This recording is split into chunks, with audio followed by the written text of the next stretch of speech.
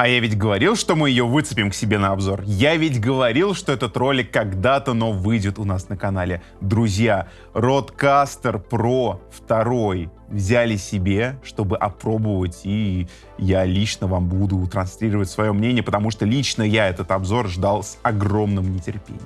Сравним с первой версией, поговорим, для кого будет полезно подобное устройство.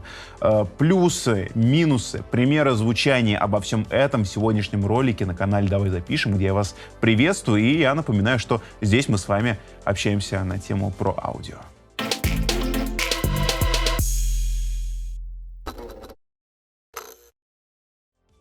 Для всех тех, кто по какой-то причине не следит за новостями аудио и звукозаписывающего оборудования, сейчас будет небольшая вводная часть. Итак, Rodecaster Pro — это устройство, которое в себе сочетает сразу много различных устройств. Так было и на первой версии. Аудиоинтерфейс многоканальный, причем микшерный пульт, контроллер с пэдами, эффекты обработки, предусилитель для наушников, точнее усилитель для наушников и предусилитель для микрофонов. Все это и многое другое было под одним капотом. Это было действительно очень интересно, очень здорово, не в меньшей степени из-за того, что на начальном этапе разработчик вкладывал больше мощности в устройство, и в дальнейшем, слушая отзывы пользователей, что именно нужно поправить или что именно нужно привнести, чтобы устройство стало намного лучше, разработчик это делал с выходом прошивок. Так, кстати, появилась многодорожечная мультитрековая запись, так появилось управление по MIDI, более расширенные эффекты и тому подобное. В какой-то момент, естественно, мы с вами приходим к упору по железу. То есть, когда сам, ну не знаю, форм-фактор немножко неправильно будет сказать, само железо, сами мозги, сами платы, которые внутри установлены, процессоры, они уже себя изживают. Их мощности не хватает для того, чтобы выполнять какие-то задачи, выполнение которых на них вы хотите повесить. Именно здесь и происходит, как правило, такой апгрейд.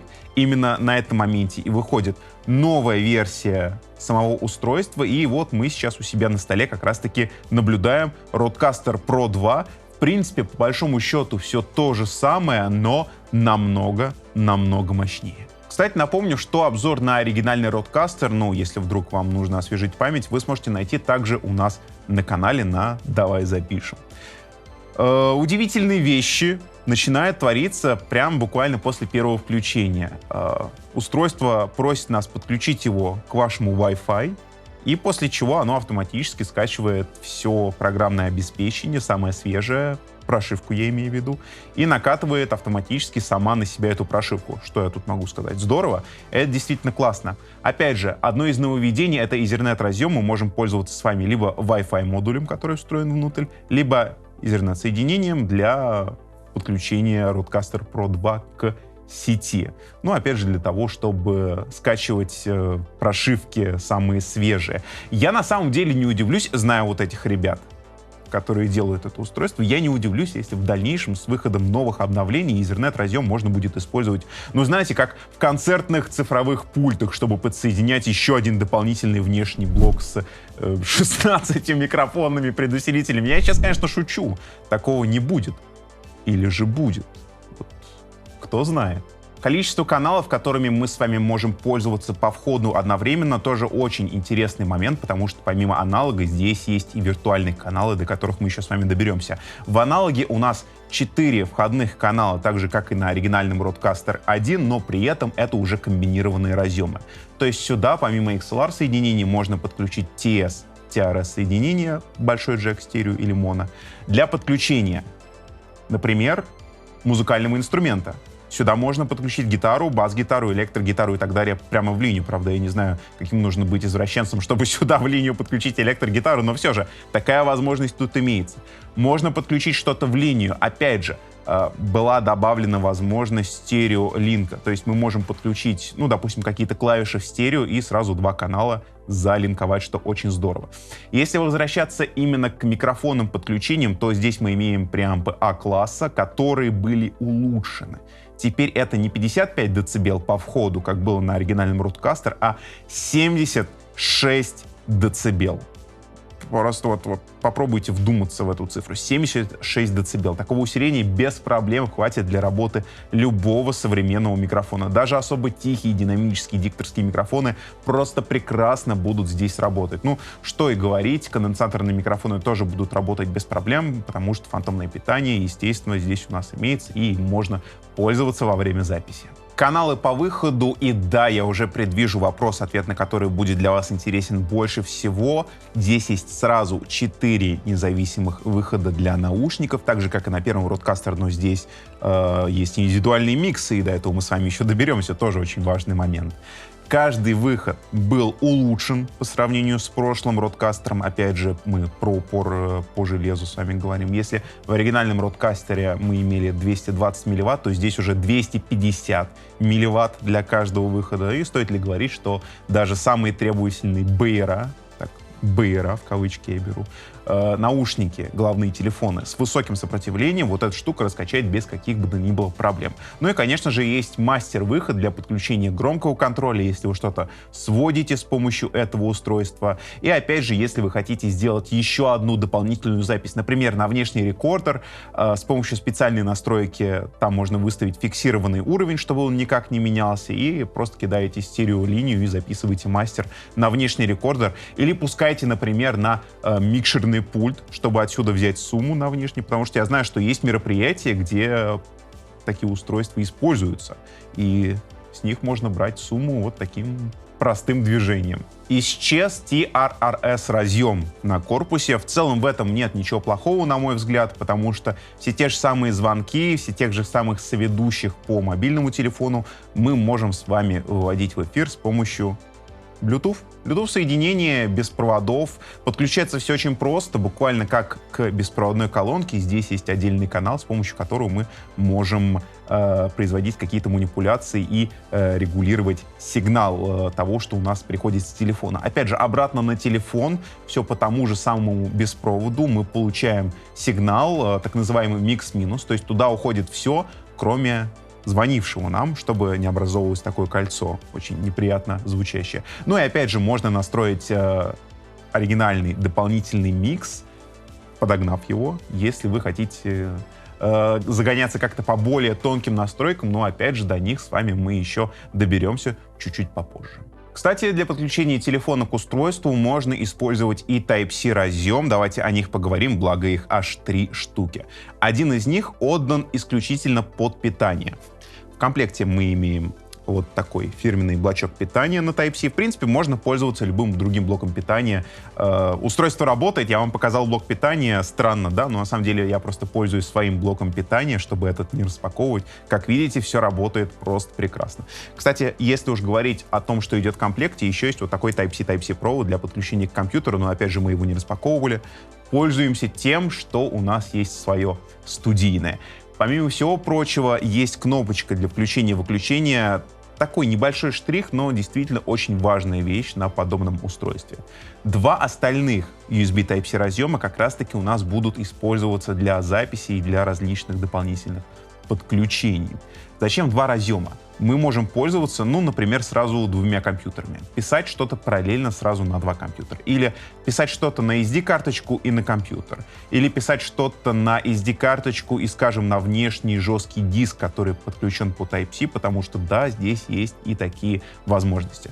На самом деле это здорово, и единственное, где я видел подобную реализацию, это аудиоинтерфейс от M-Audio. Правда, там это все в более урезанном формате. Здесь же у нас возможностей действительно стало намного больше. В том числе и не в меньшей степени из-за многоканальной записи. Но опять же, помните, что разъемы у нас обозначены цифрами 1 и цифрой 2. И многоканальная запись доступна, к сожалению, только у разъема номер 1. Второй разъем можно использовать для подключения, ну, например, тоже к компьютеру для стереотрансляции игры или для трансляции звука того стереомикса, который у нас в дальнейшем отправится на стрим. Давайте, наконец, взглянем на устройство более подробно сверху. И первое, что бросается в глаза, это количество фейдеров. По сравнению с оригиналом, там было 8 штук, оно уменьшилось, попало, можно сказать, под такую оптимизацию. Здесь всего 6 фейдеров. И если хотите знать мое мнение, мне кажется, это было сделано напрасно, потому что это достаточно удобно, когда у вас есть много фейдеров невиртуальных. Но при всем при этом Здесь была введена система как раз-таки виртуальных фейдеров, то есть часть каналов у нас есть на этих фейдерах. Если нам нужны какие-то дополнительные каналы, мы можем их выбирать и регулировать. Более того, что еще было сделано, еще одна такое новшество, которое появилось во второй версии, мы с вами можем назначать те или иные каналы на те или иные фейдеры. То есть мы теперь не жестко привязаны к тому, что вот здесь первый микрофон, второй микрофон, третий микрофон, четвертый микрофон и далее по списку. Мы можем выбрать любой канал и назначить его на любой фейдер. Мы можем выбрать любой канал и назначить его на любой виртуальный канал и потом им манипулировать, если нам это нужно. Это просто замечательно. И это большой шажок действительно вперед к кастомизации, к подгону вот этого устройства под себя любимого. Ну и давайте поговорим о кнопках. Каждый канал можно выбрать, как-то дополнительно его настроить, в том числе USB и канал с пэдами, например. И внизу под каждым фейдером мы имеем mute и мониторинг. Мониторинг, кстати, настраивается, он работает в различных режимах. Все это можно найти в глубине настроечек. Большой экран, на который выводится вся необходимая информация, которая, между прочим, еще и чувствителен к нажатиям, изменился. Мне кажется, что он чуть увеличился в размере по отношению к оригинальному Rodecaster, и изменилась цветопередача или контрастность. Не знаю, чем именно это обусловлено, но сама картинка стала намного приятнее. Вообще, все функции, так же, как и на оригинальном Rodecaster, это очень-очень важно, они как бы дублированы. То есть к ним можно иметь доступ как с главного экрана, так и, допустим, где-то из менюшек, что очень и очень здорово. Мы не будем обсасывать прям вот каждую менюшечку, каждый пунктик, потому что хронометраж у нас не резиновый. Вместо этого давайте начнем говорить по порядку о снова входных каналах. Зайдем в настройки канала и просто пройдемся по ним, попереключаем различные ручки. Я уже закоммутировал второй канал. Позвольте, я вооружусь моим динамическим микрофоном, выведу его и произведу вот такое действие. И теперь вы должны слышать меня через динамический микрофон. Петля у меня по-прежнему также выведена, но она находится на мьюте. Так что в основной микс, который мы сейчас с вами пишем, она не идет. Здорово, что есть, можно сказать, пресеты, причем это касается не только обработки, но и, вот скажем, входной линии. Давайте на примере третьего канала посмотрим. Здесь есть какие-то известные микрофоны. Само собой, разумеется, от Rode. Есть, помимо всего прочего, даже Electro Voice и вот этот парень, которого вы все прекрасно знаете, так же, как и я. То есть мы выбираем тот или иной микрофон, и мы сразу же с вами получаем набор настроек примерно по звуку, который уже можно как-то подстраивать под ваш голос, если вы работаете на том или ином микрофоне. Ну, естественно, на петличке я выбрал конденсаторный микрофон и немножечко чуть-чуть поигрался с усилением. Давайте перейдем на канал с моим ручным микрофоном. Как вы видите, по усилению я имею хороший запас до перегрузки, при этом я не очень тихий, я нахожусь в этой зеленой зоне. Именно так правильно настраивать здесь усиление микрофона, потому что, когда мы с вами пользуемся какими-то штатными эффектами, когда мы их включаем, именно вот эта настройка позволяет этим эффектам звучать максимально хорошо. Что здесь мы имеем? Три ручки: Depth, Sparkle и Punch. Ну, если переводить на русский язык, то это у нас двухполосный эквалайзер, то есть низкие и высокие. И Punch — это компрессор, но давайте я его сделаю поменьше, поговорю немножко с вами и выверну компрессию на максимум. Вот так он звучит. Вернусь, давайте обратно. Есть и вспомогательные эффекты. Вспомогательные эффекты в виде эхо. Да, должны его слышать. В виде ревера. Давайте я эхо даже дам чуть побольше. Эй, эй, эй, эй, эй. Отключим их, чтобы они нам не мешали, чтобы они нас не сбивали. Это эффекты, которые можно назвать, наверное, инсертами, да? Потому что вместе с инсертами здесь есть, ну, так называемые посылы, которые мы можем назначать на пэды. Например, вот так можно сделать. Это обрабатывается эффектом мой микрофон. Вот, я эффект снял. Если нырять обратно в настройки, здесь можно подать фантомное питание, повернуть фазу, и у нас есть более расширенные настройки. Зайдем для этого вот сюда. Смотрите, здесь у нас все то, что было как бы скомбинировано в 3 ручки, разложено на 8 различных менюшек. Давайте смотреть. Можно срезать низкочастотную составляющую, если это необходимо. У нас идет, кстати, срезка с 70 Гц. Фильтр высоких частот. Так, вот эти стрелочки у нас переключаются между каналами. Так, есть de-esser, который тоже можно настроить. Есть noise gate. Есть компрессор. Эквалайзер есть на 3 полосы. Эксайтер. И есть панорама. Кстати, про панораму очень часто спрашивали под видео о Rodecaster Pro 1. Здесь появилась панорама. Мы можем, допустим, с помощью панорамки раскидывать людей, которые у вас сидят в кадре, именно так, как они и сидят перед камерой, перед зрителем, что очень и очень здорово. И мы снова вернулись на фильтр высоких частот. Давайте выйдем обратно. В целом, это все, что касается обработки. Опять же, есть... Так. Ага, я хочу просто перейти в упрощенный режим. То есть все, что мы с вами нарулим в упрощенном режиме, оно же переносится на режим расширенный, но, соответственно, обратной этой магии нет. Так что если вы работаете на чем-то расширенном и уже там что-то нарулили, то будьте готовы к тому, что все настройки с переходом на упрощенный режим в 3 регулятора, к сожалению, у вас сбросятся. Kano wins. Fatality. You'll never win. Знаете, это просто небольшой прикольчик, но здесь он есть. Тут есть всякие робовойсы, войс-морферы, искажатели голоса вместе с ревером и дилеем. Это просто замечательно. Это то, что мы действительно с вами будем использовать во время стримов. Помимо обработки каналов на вход, есть и общая обработка мастера. Давайте до нее с вами дойдем. Outputs Processing. Итак, здесь у нас есть мастер-компрессия. До этого она не работала. Вот сейчас я ее включил. Давайте-ка порог. Вот так, да, чтобы она прям сжимала. Это, наверное, будет здорово работать, если сразу несколько человек общаются. Просто это все соединяет, можно так сказать, микс. Делает его единым. Так, отключу. И есть задержка на выход, что тоже очень здорово, если, допустим, вы снимаете ваш подкаст, ваш стрим на камеру, если вы стримите, если вы транслируете эту картинку куда-то, и вам нужно компенсировать какую-то задержку, которая есть между видеорядом и звуком, то, пожалуйста, вот эта штука, которой также можно пользоваться. Ну и, естественно, не забываем, что, как я уже говорил, такие вещи хосты в Гриву используют на живых мероприятиях, так что здесь, опять же, задержка будет очень и очень тему.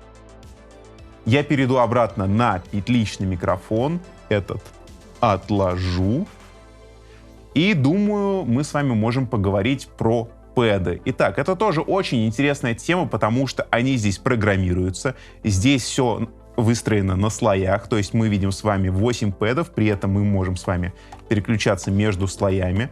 Здесь у меня на экране показано всего почему-то 3 слоя, но если мы с вами зайдем в настройки, то мы видим, что на данный момент до 8 слоев нам дают запрограммировать. Сюда можно вешать какие-то звуки, например.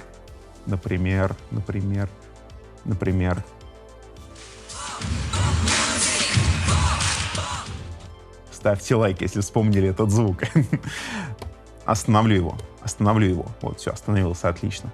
Сюда можно вешать звуки, можно вешать, допустим, вот как я делал, эффекты, назначать какие-то на определенные каналы. Можно вешать исполнительные функции, например, вот тут у нас на этот переключатель повешен дакер. Опять же, то, что было привнесено в прошлую версию Rodecaster Pro с обновлениями, это управление по MIDI. Давайте попробуем зайти. Вот, вот в настройки. Вот. Можно вешать MIDI-триггер. Просто берем и задаем, какой именно MIDI-сигнал нажатие на эту кнопку устройство должно нам посылать. Опять же, где это можно использовать? Это можно использовать в OBS для всевозможных функций, например, для того, чтобы переключаться между сценами нажатием одной такой кнопки. Естественно, для этого нужно будет поставить плагин, но, опять же, это все, я думаю, стоит того, чтобы иметь у себя буквально под рукой такое, я бы сказал, что достаточно мощное управление вот этим устройством и всем стримом в целом. Важное отличие вот этого устройства от оригинального Rodecaster Pro 1 заключается в том, что на различные выходы, в том числе и на виртуальные выходы USB, выходы возвраты по Bluetooth на телефон, мы можем давать индивидуальные миксы. Они могут быть независимы друг от друга. Это пришло, кстати, с одним из обновлений. Мы работаем на обновлении 1.1.4, которое наиболее актуальное на данный момент. Здесь в настройках имеется специальный микшер дополнительный для каждого из выходов, где мы можем с вами настроить, что нам нужно, а что нам не нужно. Например, можно дублировать просто мастер, как это обычно происходит. Например, можно послать микс-минус, то есть на телефон у нас пойдет звук без того человека, который к нам звонит. Опять же, я напомню, из-за этого может образовываться закольцовка. Здесь закольцовки не будет. Если вы хотите создать индивидуальный микс, то открываете вкладку «Индивидуальный микс» и создаете. Там можно делать очень интересные привязки, кстати. Либо в этом миксе у вас сигнал будет громче или тише положение фейдера, который вы нарулите здесь, либо он может быть полностью индивидуальный и, скажем, в звонке, в общении в Дискорде вы можете просто выкинуть из микса, который идет вашим собеседникам, какую-то музыку, которую вы хотите пускать только на стрим, но не хотите, чтобы слышали ваши соведущие, звуки игры и так далее. Все это спокойно здесь наруливается, и это очень и очень прекрасная функция. В устройстве мы сможем найти подпункт «Шоу», где сохраняются все сессии. Так же, как и, например, на цифровых концертных пультах, тут можно сохранить настройки, различные эффекты, делать столько шоу, сколько вам захочется. Как-то двусмысленно звучит, но все же. То есть под каждый, допустим, вы ведете сразу несколько подкастов, вы ведете сразу несколько стримов, где вам нужны различные настройки, различное количество людей к вам приходит, допустим. Каждая такая вещица будет занимать свое собственное шоу, что очень здорово и действительно полезно. Поговорим про драйверы. И это будет чуть ли не единственный пункт, в котором я буду ругаться, зато очень смачно. Так же, как и на Rodecaster Pro 1, заявлена возможность работы с своим собственным фирменным ASIO-драйвером. Но сюрприз-сюрприз, поддерживаемые цифровые рабочие станции, их список, он, к сожалению, крайне мал. Туда входит Pro Tools, Logic, Reaper, Audition и все. Когда я попытался вот эту штуку подружить с Cubase, у меня ничего не вышло. Я даже написал письмо в оригинальную службу поддержки, давайте я его вам зачитаю. Здравствуйте, я установил ASIO-драйвер с вашей странички, но все еще Rodecaster Pro ASIO не отображается у меня в аудиодрайверах в моей цифровой рабочей станции Cubase. Ваш драйвер вообще поддерживает эту рабочую станцию? Большое спасибо. И мне приходит ответ в течение буквально дня. Здороваются со мной, говорят спасибо, что я с ними связался, и пишут, что боюсь, что Rodecaster Pro 2 ASIO несовместим с Cubase. И следующей строкой мне предлагают воспользоваться моей работе Reaper'ом и дают ссылку на скачивание Reaper'а и говорят, что если есть какие-то еще вопросы, я могу писать им дальше. Да, это очень-очень-очень так, конечно, странно. Так что, друзья, если вы так же, как и я, сидите в Cubase, то воспользуйтесь Reaper'ом, что я вам могу сказать. На самом деле ситуация действительно очень и очень странная, учитывая, что Cubase, в целом, это люди, которые стояли вот у истоков рабочих станций, люди, которые, в принципе, ответственны за ASIO-драйвер. И почему фирменный ASIO-драйвер от Rode не поддерживает работу с Cubase, я не знаю. Может, это какие-то внутренние разборки, о которых мы не знаем. Если вы вдруг в теме, то обязательно напишите об этом в комментариях. Даже несмотря на это, я думаю, будет очень интересно посмотреть разлиновку по многодорожечной записи, благо она есть в открытом доступе. Давайте смотреть. Тут у нас два столбца, есть столбец для моноподключения, есть столбец, если вы все это подключаете в стерео. Итак, давайте с моно смотреть. Левый, правый канал, первый, второй — это главный микс, то, что у нас происходит здесь на мастере.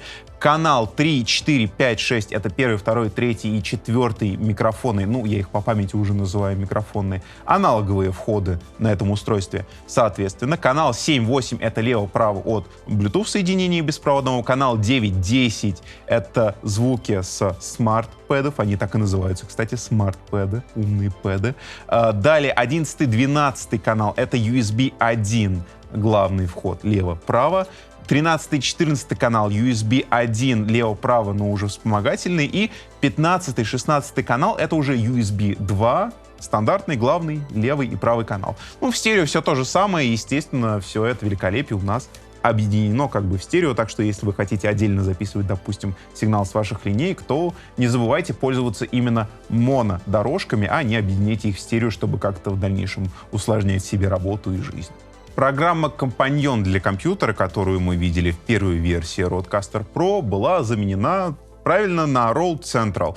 В целом, мне кажется, что это достаточно логично и очень здорово, что Rode ко всем своим продуктам делает вот эту центральную контрольную панель. Она работает с большинством продуктов, которые мы можем подключить к компьютеру и что-то в них настроить, допустим, накатить новую прошивку.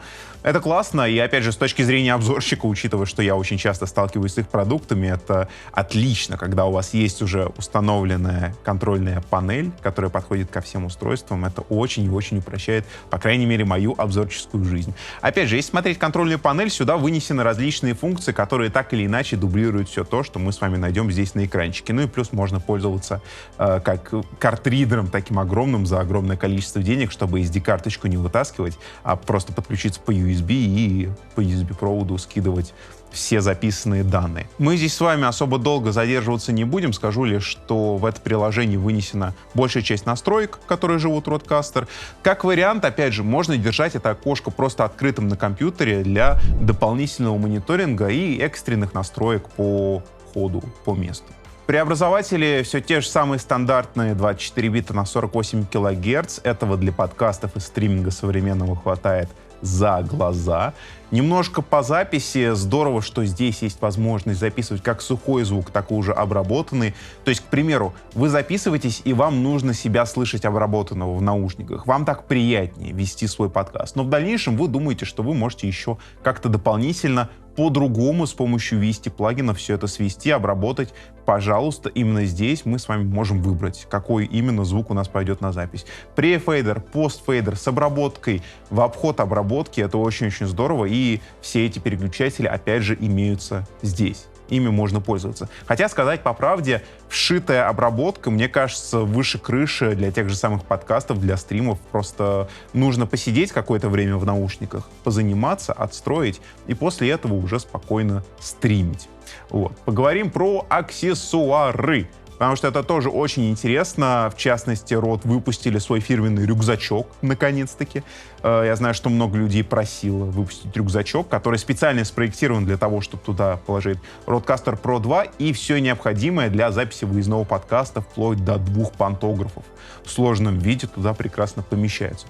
Еще один аксессуар, который я, наверное, все-таки призываю вас приобрести, потому что это очень важно и на этом нельзя экономить. Это небольшой прозрачный экран, который надевается сверху Rodecaster Pro. Во-первых, это неплохая защита от пыли. Знаете, между сессиями записи, когда ваш прибор стоит на полочке, на него оседает пыль, пыль попадает вот туда, фейдеры, это все очень плохо заканчивается. Ну, по крайней мере, это очень сильно укорачивает срок службы этого устройства. С экраном прозрачным такого не будет. Опять же, во время записи, чтобы случайно не задеть фейдер или какую-то ручку, которую вы не хотите задевать, экран. Опять же, если это устройство вы берете куда-то с собой, то, надев на него экран, вы можете быть уверены, что во время переезда с места на место ничего с фейдерами и с регуляторами, и, главное, с экраном чувствительным не случится. Поэтому здесь только одни плюсы. Ну, естественно, он стоит денег, но я думаю, это неплохая инвестиция, учитывая, что это сохранит ваш Rodecaster Pro 2 в более надлежащем виде. Поговорим о тестах, потому что настало время тестов, и они у нас будут проходить очень интересно, потому что на тестах вы услышите сразу 2 вида записи. Весь сегодняшний ролик мы пишем на SD-карточку, которая встроена внутрь. Тесты не будут исключением, на тестах мы будем пользоваться все той же самой SD-карточкой на запись. Но вступительная часть, где у нас будет небольшой разговор с музыкантами, мы запишем ее поканально, чтобы в дальнейшем была возможность вести каждый микрофончик отдельно, потому что общий микс мне показался слишком шумным, когда все микрофоны сразу схлопываются, слишком много вот этого шума, без гейта, без всего, так что это мы будем накручивать отдельно. Вот. А уже музыкальная часть, это будет стереомикс. все эффекты, все балансы, вся эквализация, все, что вы услышите, это будет стереомикс с этого устройства. Мы свои руки совершенно к этому не прикладывали. То есть вся обработка, она идет с Rodecaster Pro на части музыкальной. Послушаем. Здравствуйте, дорогие друзья, и добро пожаловать на новую серию музыкальных подкастов. У нас сегодня в гостях Дмитрий и Артем. Всем привет, друзья.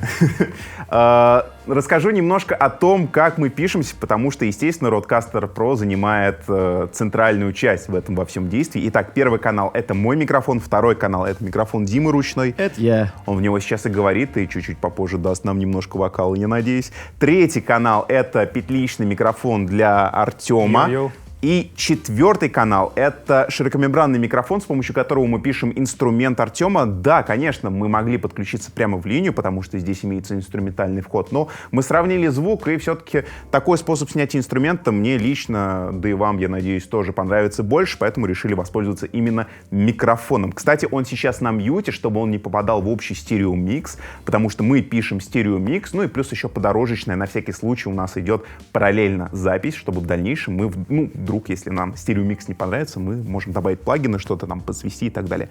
Ребят, вопрос прямой к вам. Сталкивались с Rodecaster как-то? С первой версии, допустим? Никогда в жизни не видел. Не доводилось? Ты так... Нет. Ты так, когда зашел когда и там что-то настраивал, у тебя такие глаза прям были? У меня просто было удивление. Понравилось. Да. Она еще тогда обновляла прошивку, друзья, и она прям мигала лампочкой. Для меня старого это слишком футуристично. Притянуло. Слушай, я только видео смотрел, вот вживую, чтобы еще что-то как-то через нее позвучать, да, никогда не сталкивался, поэтому интересно будет еще посмотреть, что за зверь такой. Вот, можно сказать, первое включение. Друзья, вплотную приблизились к музыкальным тестам. Что я сейчас перед ними хочу сделать? Я хочу, во-первых, замьютить свой микрофон, чтобы меня не было слышно у вас в наушниках или в колонках. Я хочу замьютить микрофон Артема, потому что это петличка, и опять же мы снимаем тебя в основном широкомембранником, твой инструмент, поэтому это опять же лишний шум, лишний мусор. Что я еще сделаю? Я размьючу как раз-таки широкомембранник, и я нажму вот эту кнопку, потому что это обработка, которая у нас висит на вокале. И очень интересно, кстати, мы сейчас обрабатываем все микрофоны, то есть голоса, которые сейчас вы слышите у себя, это все обработка от Rode. На вокале у нас работает обработка в виде посыла. Нажатие этой кнопки, я активирую посыл, как бы его открою. А на гитаре, поскольку она сейчас в любом случае на мьюте, этой обработки никто не услышит до того момента, пока вы не начнете играть, гитара обработана у нас как бы инсертом, то есть эта обработка уже внутрь встроена канала. И там ревер, и небольшой дилейчик. Ну что, ребят, попробуем? Попробуем, конечно. Let's go! В сиреневом передничке с голубыми тенями я уже маленечко тебя люблю. Тоненько нарезала прямо по сердечку. Что же ты наделала? О, Марфа. Сюжет истории простой. О, Марфа. Что ж я влюбчивый такой? О, Марфа. Сюжет истории простой. О, Марфа. Эй. Что ж я влюбчивый такой? YouTube уже успели наводнить ролики в духе «А стоит ли Rodecaster Pro 2 своих денег? Нужно ли его покупать?» Я считаю, что стоит. Я считаю, что стоит. Это мое мнение. Вы можете с ним не соглашаться. Если вы с ним не согласны, кстати, напишите в комментариях. Потому что штука, она реально не бюджетная. Но те, кому это нужно, те, кому нужен такой функционал, такие развитые возможности по обработке, по маршрутизации, по записи, слушайте, но они будут готовы вложить деньги, они будут готовы приобрести себе такое устройство.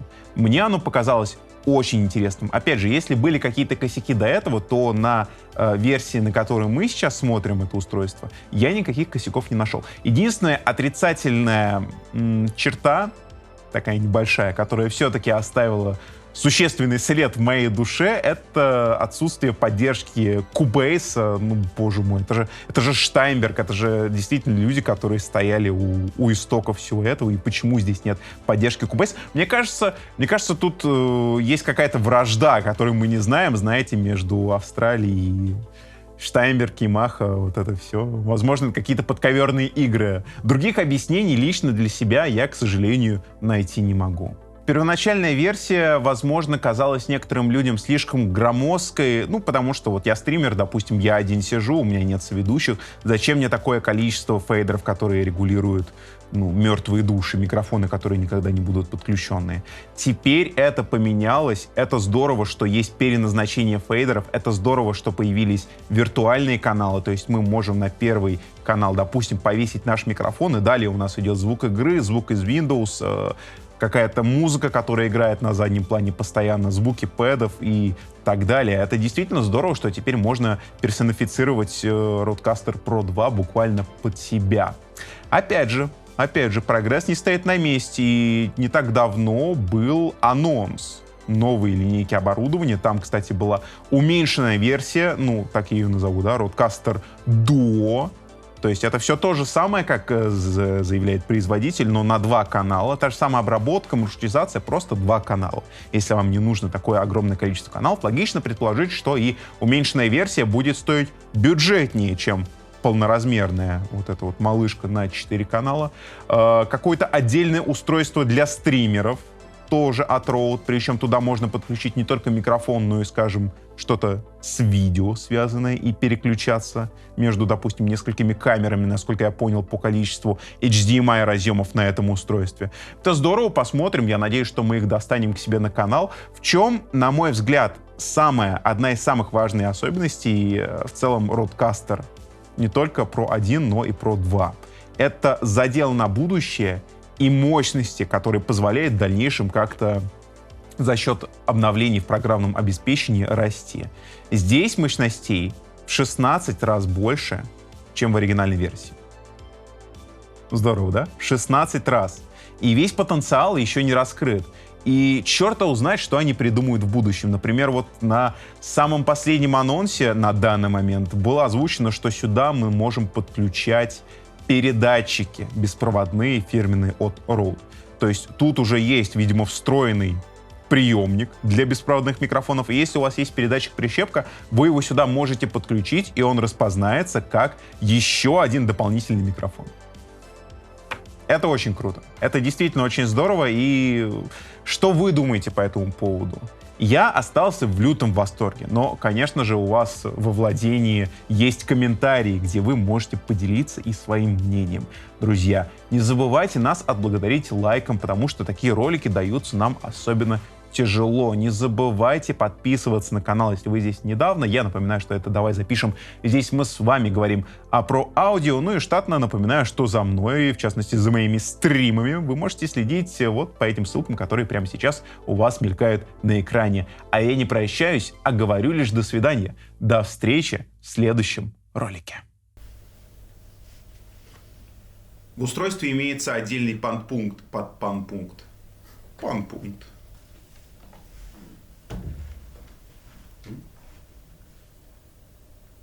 Нормально. Нормально. Списывайте. Да.